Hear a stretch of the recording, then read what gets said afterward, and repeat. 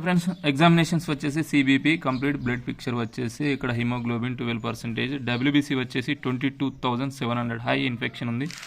Next వచ్చేసి platelet 2.59 నార్మల్గానే ఉన్నాయి. న్యూట్రోఫిల్స్ మాత్రం 94% కొద్దిగా ఎక్కువగా ఉన్నాయి.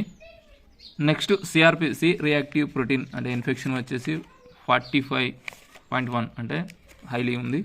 సెరమ్ క్రియాటిన్ వచ్చేసి 1.02 నార్మల్గానే ఉంది. నెక్స్ట్ హెచ్ఐవి 192 యాంటీబాడీ వచ్చేసి నెగిటివ్. డెంగ్యూ టెస్ట్లు వచ్చేసి అన్ని నెగిటివ్ ఉంది. హెపటైటిస్ సి వైరస్ నెగిటివ్గా ఉంది.